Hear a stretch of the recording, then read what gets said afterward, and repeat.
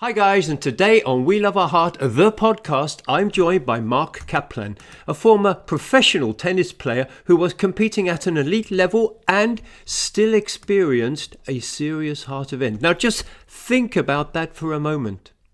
This is someone who, like me, was fitter than most people will ever be, and yet something clearly wasn't right under the surface. In this conversation, we unpack what happened, and why the standard explanations didn't add up, and what Mark discovered when he started asking deeper questions.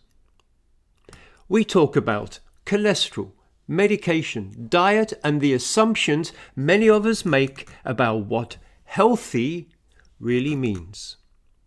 But more importantly, this episode is about the importance of finding a supportive community to help you break the standard of care medical paradigm and take back control. Because if there's one thing that comes through very clearly here, it's that we can't just outsource our health and hope for the best. We need to understand it.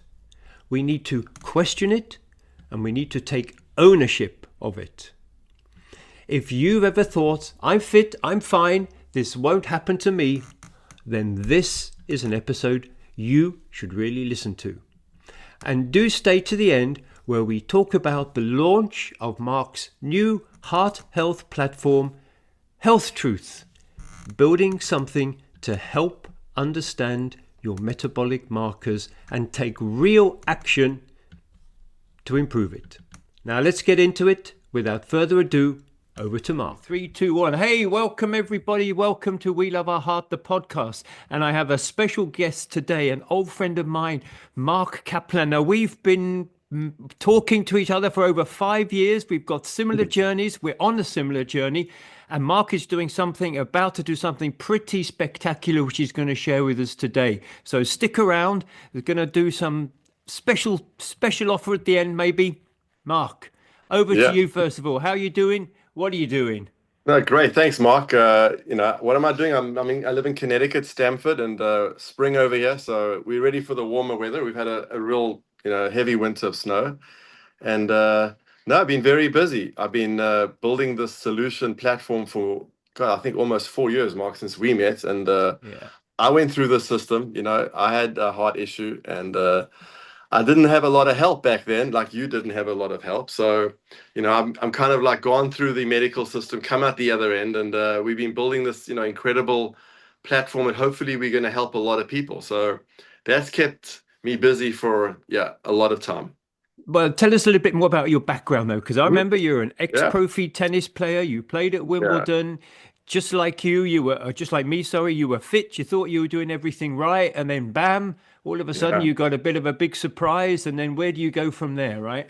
Exactly. So let me give you a story. So my accent's South African. I was born in Johannesburg. I lived for 18 years there, and then played tennis, had tennis family. Mom and dad played tennis, and then went to the States on a tennis scholarship to California, UC Irvine. And became a pretty good tennis player. I was top 5 in the country in the US, and then went on the Pro Tour. 5 years on the Pro Tour, played Wimbledon, all the Grand Slams. I was 117 in the world, had a few top 10 wins. And then I've been in finance for the last 26 years and married 3 kids. And then out of nowhere at 52, about 6 years ago, I was playing tennis. I was on the tennis court with a friend. And felt shortness of breath, really unusual. Thought it was like the smog or something, and was not feeling good. Sat down and, basically I drove myself to the hospital because wasn't feeling that good. So they put me in the hospital, put a bunch of wires on me and said, look, you got to go to the ER. And I basically took a piece of paper and drove myself to the ER. And there, went through the system. They said basically you had a heart event, and they put a stent in my heart. And grateful for them doing that, because they, obviously they saved my life, but also not so grateful when they gave me a bag of drugs and telling me that my cholesterol was, genetic, and my cholesterol was actually super low. I've just actually found out all my blood work from the last 12 years, Mark. You'd find it interesting. And I got all my LDL numbers, and I looked at them: 110, 105, 108. This is in my measurements here, which is basically low. and it wasn't that. But they gave me the drugs. I had the worst side effects ever on Lipitor. I lost my memory. I had severe muscle issues. They tried Crestor, then they tried Repatha, just the rotational drugs, trying to hit my LDL to like 40, 30, and I'm just like dying, depressed. My daughter basically put me on the couch one day and said, Dad, you're not the same person anymore. And I had no will to live. I was like, I said, like, why me? Like, why did I have the event? I was the fittest person. There's people next to me that's way more overweight. Why did I have that event, right? And Mark, we know the kind of the things that go through your head. It's like, yeah, I have 3 kids. Are you going to be around tomorrow, right? And Yeah. so I literally had to fire my cardiologist because I wouldn't take any more drugs. I basically said, Doctor, I'm done. I'd rather be living and having my brain, which my memory came back really fast. In like about a week, everything came back, and I started reading. I read the most amazing books. I followed these people like Philip Avadia, Dr. Stephen Sinatra. That's where I met you, Mark, in Yeah. joining these groups. And, I had this community of people helping me get through this after firing my cardiologist and not realizing if I'll be alive on a Monday morning, right? It's pretty scary stuff. So that's my story. And from that, I got healthy. I lost 25 pounds and looked at all the right markers, which weren't LDL. I was hypothyroid. My thyroid was way off. I have high LP little a. There's a whole bunch of markers that I had. I was basically pre-diabetic. I fixed all those things, and I fixed them with the people that were around me, and I got healthy. And then I said, look, let me build a platform that no one has to go through what I went through. And this platform is going to allow them to come in, load their blood tests, speak to doctors, communities, get help, read books. We'll talk about health truth in a minute. I Yeah. just want to let's just pick up on a couple of things there because you and me, our stories are so similar in lots of ways, right? Like you mentioned the LDL, and I could tell you stories about cardiologists I've gone to, and all they are interested in is looking Mhm. at that one Yeah. single number and lowering it. And the arguments, not arguments, but I can. It's a funny story, but it's absolutely true. One time I went with my blood results to my cardiologist. He's a lovely fella. He's put lots of stents in me and saved me a couple of times. But on these blood results, the LDL was missing. I don't know what happened. The lab had forgot to write it. The guy went crazy. I mean, he literally went crazy. He literally threw the paper down and said, Mr. Felsen, I can't treat you if I don't know what your LDL score is. Everything was there. You know, Yeah. 3 pages Yeah. of blood markers, but the LDL was missing. And he wasn't interested in anything else. And he wasn't even interested in talking to me until I could show him what my LDL was and that I was taking the right drugs to reduce it. Right. That is, Unbelievable. I mean, Unbelievable. And it's really market, and that's the standard of care. I live in the States, and it's the same thing. It's the pharmaceutical guidelines, insurance guidelines. Like if I go to a doctor and my LDL's flagged, if they don't actually give me a statin or recommend one or push one, they don't get their full reimbursement from the insurance company. I mean, it's that kind of like circular where the insurance companies, the drug companies are making the doctors push statins, making the LDL level. And now it's like, I think at 30 years old, they're even recommending statins and below. That if your LDL is 100, which is ridiculous because you need LDL to survive. Your liver makes LDL for a reason. 80% of your liver makes it for your brain. That's why I lost all of my brain. I lost my memory. And so the scary thing is it's diabetes that carries the highest risk. You can look at the women's study of 155,000 people. They're not focusing on that. They're not focusing on reducing your sugar, your carbohydrates. They're focusing on your LDL, less meat, less eggs, which ultimately is the food that's healing you. So there's this whole kind of circular thing. And they're selling you Ozempic drugs when the kids are obese because they're eating the carbs and having more heart attacks. So it's an entire business model and a subscription model to the drug companies. yeah. And I've realized that, Mark, and in Europe are probably the same thing, but in the US it's pretty bad, you know. And So actually, I wanted to mention that as well. I wanted to pick up on that as well. You mentioned about the pre-diabetes, which is something that I probably was as well. Probably still am. I still have a very high HbA1c. But what I wanted to say was, you being sporty, an athlete of sorts, and me being also, a hobby triathlete. My mantra, and possibly yours as well, was you need to eat lots of carbs before you go training. You need to do high interval training, and you need to power yourself by eating lots of carbs. And I mean, this was this is like so dangerous effectively, right? And Oh, this has been proved now to not even be effective. Now, just like you, I've cut out mostly carbs, cut out all the mm, sugars, train on, train on a couple of eggs for breakfast and steak for the evening, and I'm, my body can burn fat, and I'm so much yes, as much eaten or much not much better, obviously, but I can cycle equally well on just yes. on that diet and not relying on Yeah. carbs the whole time.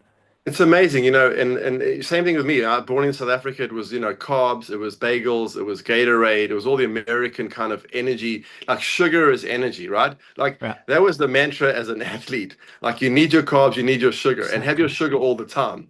Well, having your sugar all the time becomes you basically become diabetic if you do that for like 25 years. And Yeah. I never realized because, meat was demonified, saturated fat was demonified, butter was, right? So even in South Africa in the 1970s, margarine came in there, and I had all these like different foods, which it already started to kind of go into the South African business, market that I wasn't eating.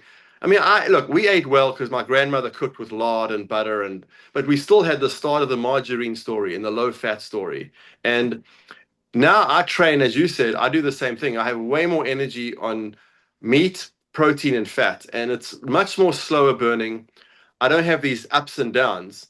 And you look at real top athletes, I get it. If you're doing an Ironman or you're up a hill for like 3 miles, you do need some carbohydrates. And I'm not saying you don't need zero, right? But Yeah. there are many athletes that do these ultra marathons, Mark, and you don't really need that. You can actually, your body needs protein and fat. You don't need carbohydrates. And I think this is how people evolved as human beings, right? In Africa, hunter-gatherers, in Africa, if you live by the sea. So carbs weren't that around unless you're living in and eating potatoes all day, but it was mostly like that. So I'm totally a hunter-gatherer type of diet. I eat the way today. I Intermittent fasting to me is not intermittent fasting. It's like the way humans used to eat was like that. They never ate every hour. So I have a big meal, then I'm pretty much done, and some nice fat. Cool. And I wanted to say as well, Mark, because we had a conversation like a week ago, or even the beginning of this week, and you said some very interesting things about how it's very difficult to break out of this medical paradigm that we live in. Mhm. You've got to be really, you've got to have, I think you said you've got to have people you trust, you've got to have Yeah, a good circle of people around you. To do it on your own, to very break out hard. that medical paradigm is really hard. Yeah. So it's you and I, and we've got different bunches of people, different communities who've gone down there and proved, well, kind of proved that it works. I mean, I'm still here, touch wood. Yeah. I've just had the blood results I just threw onto the floor were the best I've had since my heart attack, probably even Mhm. before. My ergometer last week was the best I'd had for Yeah. since my heart attack. The blood levels are really showing good results. So it is working. Hmm. But Exactly. just like you said, you need that support system. You need Yeah. that confidence, that trust. You can't, well, it's very hard to do it on your own. No, It's just, 100%. just to Hmm. tell you the story, Mark, and I've written about it a couple of times now. It's like the baby elephant, or it's like the elephant that is pinned down with a tiny elephant in a circus is Hmm. pinned down with a small little chain attached to his ankle. Now, this elephant is 3 or 4 tons and could push down a tree. And yet there he is being shackled by a Hmm. little chain or a piece of rope. And that's because he was brought up as a baby elephant. He had exactly that shackle and chain. Yeah. And as Yeah. a baby elephant, he tried to escape and he did hurt and he couldn't. But as a Yeah. grown-up elephant, he still remembers that pain and the shackle, and he can't get rid Mhm. of it. And it's just like that mental process Yes. of restraint that we all go through. We're brought up to be taught that, doctors, they know what they're talking about. Do what your doctor says. If he writes you a prescription, you take it. Don't get me wrong. I mean, just like you, critical care saved my life. I get that. Mhm. But Yeah. you've got to, it's very hard to break away from that medical paradigm. No, it really is, and it's such a good point. It's so here, look, I mean, for me to just literally fire my cardiologist and not take those drugs, it took my daughter to sit me down and say, "Hey, I had to make a choice. I had to say, look, do I want to lose my memory and be on the drugs and not be the person I want, or do I want to try and be who I was before, which is feeling better?" And I made that decision, and it was not easy. Most people are not going to cross that chasm of like without any ropes and walk across because they've been brainwashed that way. Their doctors have white coats and the degrees behind them, Mark, and it's very hard to say, you know what, I know more than you. But I think that's the difficulty. But through education and through what we learn, Mark, and my when I feel good and I work out and my numbers are good and I look at all those women's studies, it says the highest risk for heart disease is diabetes and obesity and metabolic, and LDL is a little marker there. It's 1.8 hazard ratio. That gives me comfort. That's 155,000 people. So there's a lot of these studies that I keep looking at, and I don't feel like I have that shackle around my ankle. So I think it's important for people to find those people like you, show them the study, show them the research, not the LDL absolute risk return relative, because we know absolute risk return for statins, it's like 1 out of 100 benefits, 1 out of 100 get diabetes, and 98 don't even benefit. And this is for people that never had a heart event. So but they don't see that data. The doctors are not telling them about that data. So I think you're 100% correct. Now, I don't even think about my heart much anymore Yeah. because I believe I'm building collaterals. I work hard. I understand the body. I'm way more lower risk than probably 95% of the people out there. And the reason why I had my heart event, I know it, was I have genetic factors, certain of them, and I just pulled the trigger. I pulled the trigger. Lifestyle pulled my trigger. And I think if you have genetics or family history, it doesn't mean that that's the way you're going to go. I think that the whole kind of AI world now of data is you can read your data and figure, hey, that person should be eating this way. The other person can eat the worst food, Mark. Is it crazy? They like Yeah. obese, have zero calcium scans, and you go like, what the hell's going on? And Yeah. I think you're able to decipher that with AI, and all the data goes in. You can see this person cannot. He just pulls the trigger and he's done. And I It's think, it's yeah, funny. Just the two things then that I want to talk about health truth. I mean, first of all, I've got a friendly cardiologist now, and he actually said that the last time or the first time I visited him, he sort of sat there and said, "You know what, Mr. Phelps said? I've been doing my own research on statins. They don't really bring very much, do they, in terms of all-cause mortality? The number that you mentioned there, right. you're probably going to get a few, maybe a few extra days." And he was really cool. And the other Yeah, thing as well is like, we used to talk a lot about CAC scores and, yeah. finding risks through that, which is still valuable, still valuable. But people heard of my story or friends of mine, and they went for scores. And I actually took him to the same cardiologist, good friend of mine. He came out with a bloody zero, right? I mean, this guy is it's like Right. has no concern about his health whatsoever, and he comes out with a zero. I'm like, oh, I'm really happy for you, Thomas. I know, right? And it's like, but yeah, exactly, right. It's kind of, but then you start to get educated, and you go, well, if there's a lot of calcium in the outer sides of your wall, and a lot of athletes have high calcium scores, and in Yeah, some ways it's protective. It's a soft plaque, and it's the bad diet, and that's what I believe really is the issue. So I think, Mark, you and I, we've eliminated most of our risk. And all you can do is what you're in control of every day. That's it, right? You yep, can't control anything else. Like you sleep well, reduce your stress. It's stress in life anyway. Eat well, community, family. That's 98% of it. And if you look at all the tribes in the world, the hunter-gatherers that are still living, they're not dying of heart disease. Maybe if they're living in Australia and they're drinking Diet Coca-Cola, but the Messiah dying by snake bites and lions eating them. So I do believe that we have tribes that are living a certain way and they're not dying of heart disease, and they may have had bad genetics. So I really believe that, and that's what makes me sleep well at night. I don't need some doctor telling me this, but it's hard to do that when you've always believed doctors. It's not easy to like say, you know what, I discount everything you say. So education absolutely. is important. you Absolutely. know. So let's just talk about risk, which is a nice link to what we want to talk about too, because Health Truth is the platform Mhm. that you're about to launch or have launched, and you kindly invited me to do the beta score. And I'm very happy to say that one of the beauties of Health Truth is that you can assess your risk, right? That's one of the foundations of it, and then it will point you in the right direction of which measures to take. And I'm going to just brag there for a minute. I think I got a score of 900 with the blood results loaded. I got a score of 914 out of 1,000, so that's pretty good. Yeah.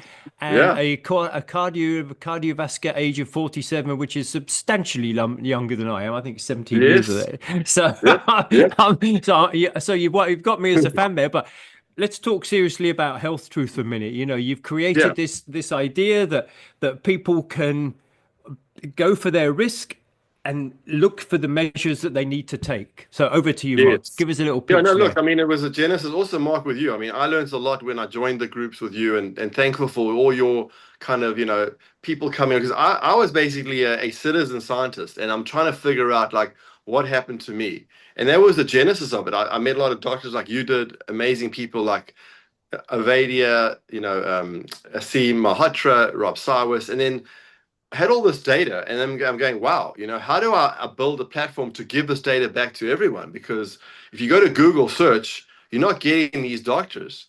You're not getting this. It's all been like, pharma is always coming up. The Cleveland, heart group is coming up. Mount Mayo, Sinai. Clear, yeah, It's yeah, like you're yeah. never finding these people. So I said, look, let's build a platform. My background is business, marketing, distribution for many years. So I just put a business hat on and said, look, let's build a platform. Correct. So you put all your data in your Aura, your wearables, your Strava, all your data, plus your blood work, and it's free.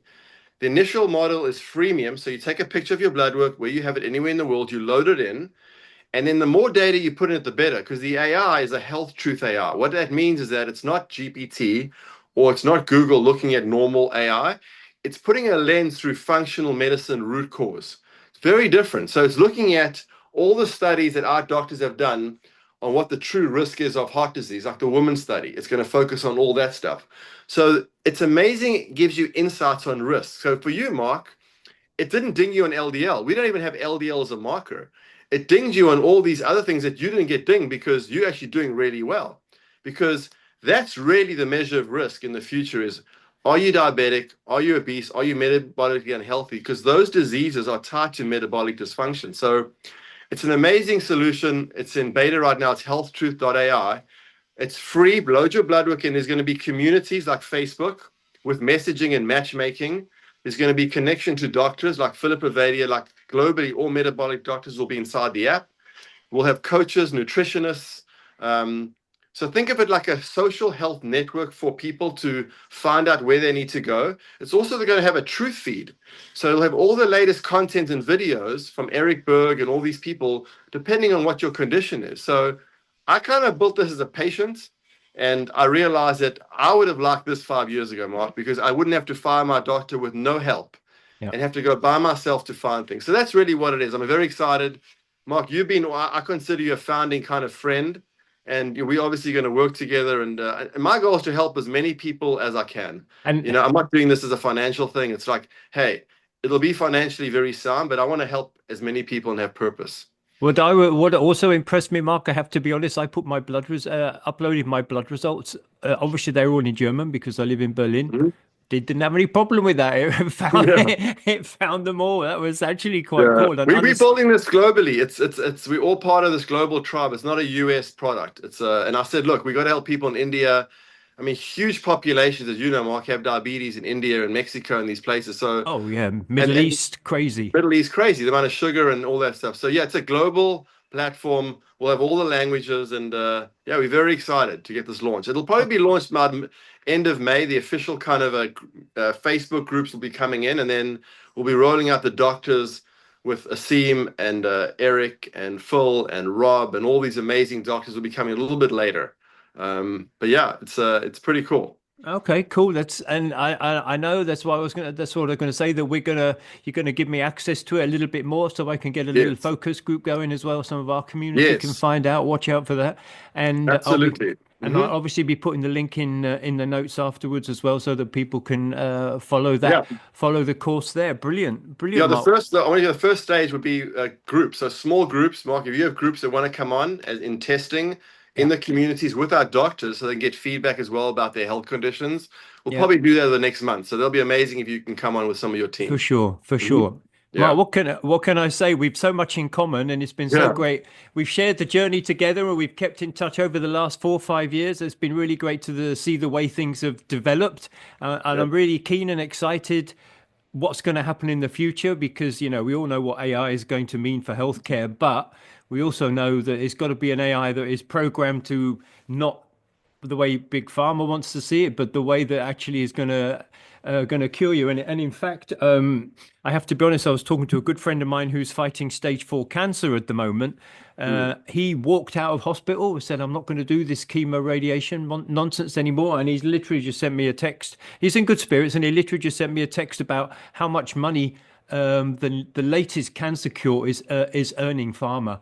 right, It's yeah. crazy, No, crazy. listen, we have no pharma interests. I mean, I founded the company. I've given equity to certain partners, but no pharma interest. The AI right now is totally objective. It's looking at root cause markers. you'll see no kind of like sales on pharma or driven anything on that. So I've made sure that's the legacy I want to leave in this company. So I think you need the truth. That's why we called it healthtruth.ai.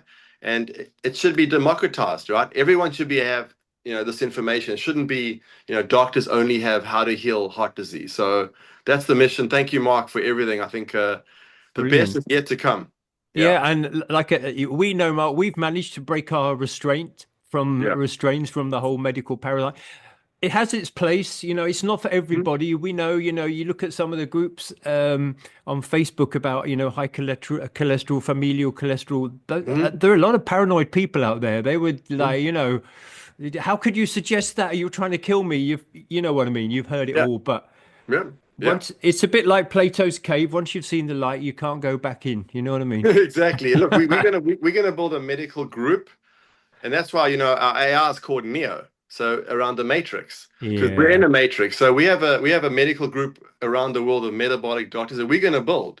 So there'll be regular doctors and there'll be metabolic functional doctors. And I think over time, people will see the results. They'll see, wow, this metabolic group, they've lost all the weight healthy, and the other groups. So I think over time, and look, I'm always optimistic, right? Because I think results will show. People are getting healthy, they're losing weight. I think our medical doctors are going to grow. We want people And you, from medical school coming into our platform and to get the support.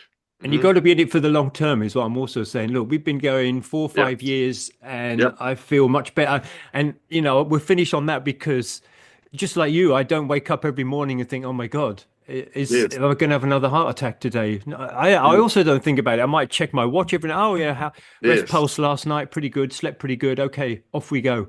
Yeah. Yeah. And Yeah. that's what we want for everyone, right? Exactly. Peace of mind. Don't worry about it. Enjoy your life. Do the right things every single day. You can control the things you can do every day. That's all you can do, you know? Yeah, So, exactly. And mhm. take back control of your health. That's our motto. Exactly. That's a So, great place to end. Hey, Mark, yes. thank you so much. Great talking to you. Good to see you looking so healthy as well. Same with you, Mark. I'm keeping up with you. Let's do Cool. it. All right. Nice one, mate. Thank you very Yeah. much. Good stuff, Mark. All right. Take care. Take care. Bye. Bye.